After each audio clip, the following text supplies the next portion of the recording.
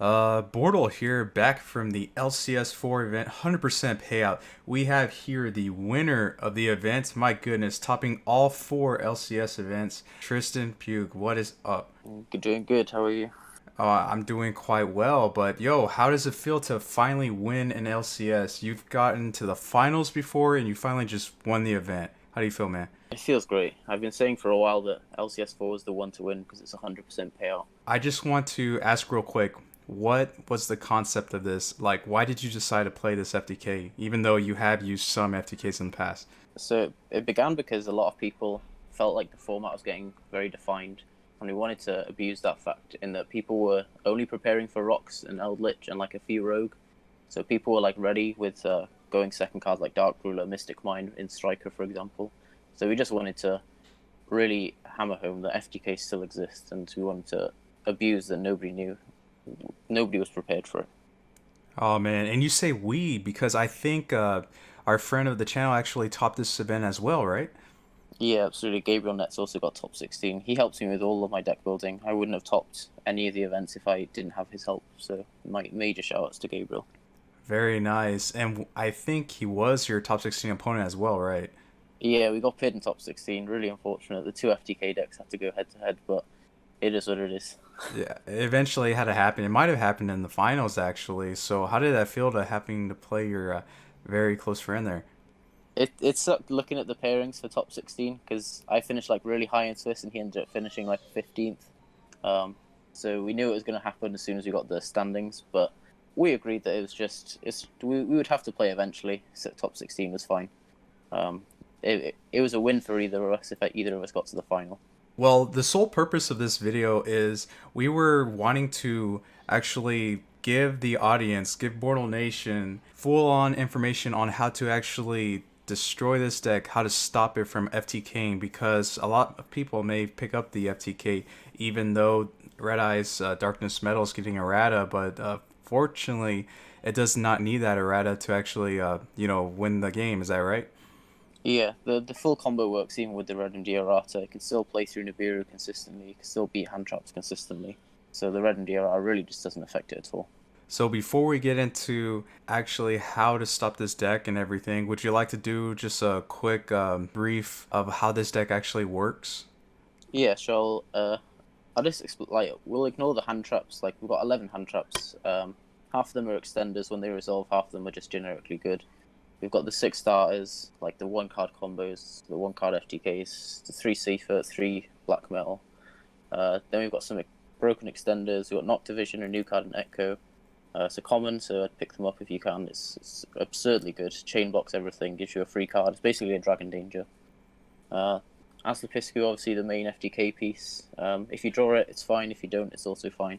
It really doesn't matter. Same with Exploder Rocket. A lot of people are questioning how to FTK if you draw Exploder Rocket. Same with Phalanx. They're kind of like bricky, but there's going to be a video on the Disciples channel showing you how to FTK even if you draw those cards, so make sure to check that out. And then the rest of the cards, Triple Tracer, super good card. The FTK gets easier if you see it. You don't always have to see it. You just search it with Brotor. Rocket Synchron, another just Rocket Extender. It's a level 1 tuner, comes up for a few hands. Legionnaire sort of gives you a backup plan. It's very good for playing into boards. You just get to loop a card out of the hand going first sometimes, or you just blow up the whole field. The Red MD, obviously, super good extender. It's not necessary for the deck, but the best, one of the best dragon cards in the game. Why wouldn't you play it? The mini Chaos Dragons, absurd cards. They're like two dragons by themselves. If you see them, Chaos Space searches them and makes them instantly live, and they basically become like +1s. Brotor searches any card in the deck. Funny application, if you get Nibiru, you can summon a Brotor at some point and search your own Nibiru. That comes up a couple times. Rose Dragons, a very popular Dragon Link engine at the moment because Garden Rose Maiden is basically like Ib. They facilitate a lot of Link plays. Red Rose being a tuner, obviously, makes Herald and then floats into White Rose. Very, very powerful. Dragon Buster, a very good backup sort of plan if your FTK gets stopped for whatever reason, if your life points are too low, your opponent's life points are too high, you can just bust and lock them. Rocks have a very difficult time beating that. Phalanx the Brick I've talked about. It's one of the main reasons why this deck is so different to other Dragon Link decks. Nobody's really playing the Phalanx and Divine Lance combination, but it makes getting to Herald very easy, makes getting to Fiber very easily. If it sort of baits a Nibiru before you even make fiber, so after you get Nibiru, it's very easy to combo through that by maintaining your fiber. Darkworm, just very good with Dragon Trine as an extender. Dragon Trine also searches the Tracer by dumping Absurata, which is very valuable. Then you have the Dragoon, Esor, Bricks, Divine Lance, and Ravine. If you draw either one of them, it's fine, because you just search the other one off Romulus, and it becomes basically like a +1. If you draw Divine Lance, you just search for Ravine and search his Tracer. Very, very powerful. Chaos Space, absurd card in Tomb Chaos. Like, searches either of the baby Chaos Dragons, sometimes Levianeer. If I may, if this card did not exist, would this deck still be amazing? It would still be good. Like, it's probably still viable. I would definitely still consider playing it, but Chaos Space really put this deck like over the edge consistency wise. Being like, even just putting back the Chaos Dragon after you've used it is super powerful, because you get follow up for next turn, you get like a free dragon next turn. But because you get to draw a card as well, there are so many good cards to draw in this deck. Resolving it is always really good.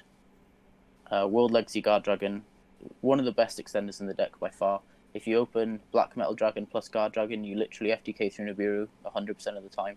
It's that good. Like, being able to move LP into an appropriate zone is very, very strong. Quick Launch, a card that like stuck to my hand for most of the tournament, as you'll see on stream.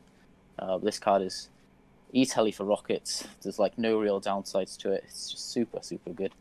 Boot Sector, obviously the brick that you search through the Striker Dragon. Call by the Grave, one of the cards that's actually good going second against the FTK, which we'll demonstrate later. But obviously it has applications with stopping a hand trap. It came up in my finals against the Adamant Spitter deck, where I called by the Grave to block Dragon. The forces Savage to negate, so I could play through everything and then end up winning the game. Dragon Shrine, Search the Tracer or Summons Darkworm, very, very good card. Foolish Barrel is the same. 1/1 is an FTK by itself because it just summons Black Metal, or it can search Brotor, or it can search Dragon Buster if you need a tuner. It comes up occasionally. Reborn, obviously a good card, and Black Garden, their main FTK piece. What do you think about Xu Ping's 60 card Dragon Link? So I looked at it, and it's really interesting. He's playing the Chamber Dragon Maid, which is another good like a starter engine. The only like gripe I have with that engine is that you have to play the spell card, and the spell by itself is a complete brick. Whereas, so you're playing 3 good cards and 1 bad card, and I'm not sure it's really worth it if you can play all these broken dragon extenders regardless. But it's a very cool deck for sure. Like the Trish fusion banishing Tempest to search for Crusadia Draco is a really, really cool interaction that me and Gable hadn't realized. As far as this extra deck goes, I'm just gonna quickly pan over it. But is there anything out here that like really? The main point that like stands out with this deck is being able to make Herald of the Arclight very easily. Whenever your opponent sees Marcher plus a token, they just have to Nibiru you, because if they don't, you risk making a Herald, and that's obviously a very good hand trap stopper. Garden Rose Maiden is just the new Ib of the Dragon deck. It basically, like, Shumping has explained it in various other deck profiles, but it basically does the exact same thing that Ib does. But having Borrel Sword as in like an engine requirement for the FTK is super important to us, because you need it for going second. Everything else is like necessary for the combo, other than the Protector Whelp and the Quad Borrel, but it comes up for being able to play through certain hand traps by having these 2 in the deck. Like drawing Exploder Rocket, if you have Quad Borrel in the extra deck, it's never a problem. Overall, a really standard side deck, but that Artifact Lancia, that's very, very nice, and I'm pretty sure that's what made you win against Xu Ping, right? Yeah, Lancia by itself won me the game 3 against Shumping. That's like the theory behind playing Lancia, is that sometimes it is just enough by itself to stop them doing anything. Like against Adamantipeia, it stops them summoning Block Dragon, which is kind of huge. It stops them summoning Gigantis, which can sometimes mess up plays. You kind of have to know when to hold it and know when to sort of shotgun it. It has some overlap with like Extrav decks, for example, so it's not completely dead. It's also a card you side in going first, because if your opponent like realizes that Call by the Grave is a good going second card, you can chain Lancia to the Call by the Grave to force your FTK to go through. Alrighty, everyone, we're about to jump into our portion of how to stop this FTK more efficiently with today's popular hand traps. Right before we do that, I just want to give a quick shout out to Rogue Energy. That stuff is nice, no chalkiness, 0 calories, insane energy. Check the description down below to get some Rogue Energy today. Alright, Bortle Nation, we're going to showcase on how to stop the FTK from winning if you are going second. Because if you're going first, obviously you're probably going to win. No, I'm kidding. Anyway, we have a hand right now full of hand traps. and most of them will stop this FTK, if not all of them. Obviously, these are very popular hand traps, guys. So we're going to discuss, effectively destroy this FTK from happening. So go ahead and take it away, Tristan. Okay, so the first hand trap that's pretty good, that doesn't see a lot of play at the moment, is Droll and Lockbird. The best time to use this is as soon as they add a card to hand. It'll often be the Boot Sector off Striker Dragon, the Red MD off Black Metal, even stuff like summoning Romulus and adding Divine Lance. You can Droll at that point. Because what this means is they can't add Black Garden, they can't add Tracer off the Brotor, which is essential for the combo. They can't add anything off Absarata, which is another way to access Tracer. So Droll is very high impact against this deck. The next hand trap we'll talk about is Dimension Shifter. This card is just overall very, very good against combo. It's very good against Adamantipator because it stops the Block Dragon from floating. But in this deck in particular, it stops Dragon Shrine having any impact at all. It just becomes a dead card. The Rose Maiden won't float from the graveyard, being able to bring back a Rose Dragon. The Black Metal Dragon won't be able to search Red MD. Exploder Rocket at the end of the combo won't be in the graveyard to be able to float into a Tracer, so overall Dimension Shift is very, very high impact. Another card is Ghost Sister and Spooky Dogwood, a very common hand trap that people discuss to stop FTKs. This FTK does exactly 8,000 damage, it's not like an infinite loop, so Ghost Sister, it's impossible to FTK through this card. The next really good hand trap against this deck is Ghost Reaper and Winter Cherries.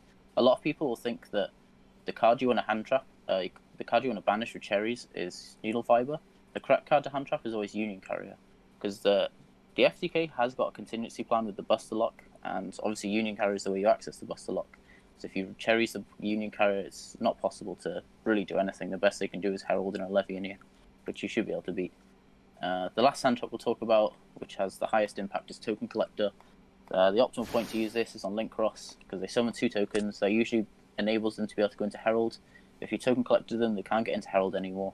They can't even summon Rose tokens off the Black Garden, so it effectively becomes impossible to FTK. Alrighty, guys, so towards the end of the combo, a lot of people may have several hand traps in their hand, and these are in situations of when you're supposed to use these hand traps to actually just stop your opponent from winning. So this is towards the end of the combo, guys. Take it away, Tristan. Part of the combo is making a Herald of the Arclight, so a lot of people will try and use their hand traps before the Herald hits the field. What they don't know is that this deck doesn't play Appaloosa, so you're actually free to be able to just activate Infinite Impermanence on the Herald. At this point, you can just activate Nibiru, clear your opponent's entire field, and there's nothing they can do about it. You can just wait until the very last point, imperm the Heralds, the field is gone. Another opportunity is you can just effect Veiler the Union Carrier. That basically stops the FTK. You can't Buster Lock either. So they're literally just going to be ending with a Herald and a Boral Sword, and there's nothing they can do. Another important part of the FTK, so they summon a Tracer, and if they use the Tracer's effect to summon an Exploder Rocket, you can just Ash that after you've impermed Herald. They have no access to Exploder Rocket anymore, so they can only do 2,000 points of damage in your turn, which obviously isn't enough to FTK. Alright, guys, so this is going to be if the FTK just sets up with the Boral Sword, Union Carrier, and the Rocket Tracer with the Black Garden on the opponent's side of the field, the person using the FTK, and let's say these are some very, very popular cards going second. Yeah, Tristan, take it away. Okay, so a lot of people hear the word FTK. It's not actually an FTK. It does FTK in your opponent's draw phase. You do 6,000 points of damage in your turn, and then the final 2,000 points of damage in your opponent's turn. So you do actually get the opportunity to draw cards to out the FTK. The first one, for example, is Ash Blossom and Joyous Spring. So when your opponent activates the effective Rocket Tracer to summon the second Exploder Rocket, you can chain Ash Blossom to this, and they just don't get the Exploder Rocket, so they can't do the last 2,000 points of damage. It's very, very pivotal to the combo. A lot of people will just throw an Ash Blossom at the combo and hope that it stops it, but this is a more valuable use of your Ash Blossom if you have one. The next card you can use is Enemy Controller, which is kind of weird, and not a lot of people play it, but I've seen it teched in a few decks in the past, but it actually does completely stop the FTK. So your opponent will activate Rocket Tracer to be able to summon the Exploder Rocket. At this point, you'll usually have a Rose Garden token from the Black Garden. You just chain Enemy Controller, tribute the token, and take Boral Sword Dragon. There's no way they can FTK anymore. They summon an Exploder Rocket, but you've got a Boral Sword, so you can actually just OTK them back. So the next card is Super Polymerization.